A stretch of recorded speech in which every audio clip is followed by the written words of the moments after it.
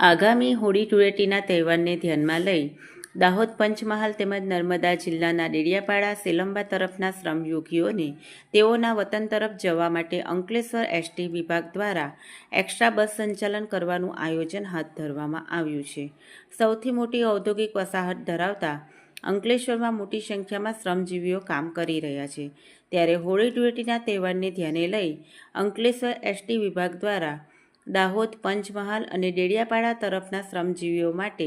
તારીખ 13 માર્ચ સુધી રોજિંદી 30થી વધુ વધારાની બસો દોડાવવાનું આયોજન હાથ ધરવામાં આવ્યું છે, જે અંકલેશ્વર જીઆઈડીસી બસ સ્ટેશનથી તારીખ 10 માર્ચથી 13 માર્ચ સુધી બસનું સંચાલન કરવાનું આયોજન કરવામાં આવ્યું છે। શ્રમયોગીઓને વતન જવા અર્થે આખી બસને માંગણી કરવાથી એસટી આપના દ્વારે સૂત્ર હેઠળ તેઓને તેઓના કામ કરવાના સ્થળથી બસની સુવિધા ઉપલબ્ધ કરવામાં આવશે, જેથી તેઓ પોતાના વતન સરળતાથી પહોંચી તહેવારની ઉજવણી કરી શકે તેવી વિશેષ વ્યવસ્થા કરાઈ છે। જેબી ગાવિત ડેપો મેનેજર અંકલેશ્વર હાલમાં ચાલી રહેલા હોળી ધૂળેટીના તહેવારને અનુલક્ષીને અંકલેશ્વર ડેપો ખાતેથી પણ એક્સ્ટ્રા બસોનું આયોજન હાથ ધરવામાં આવેલું છે।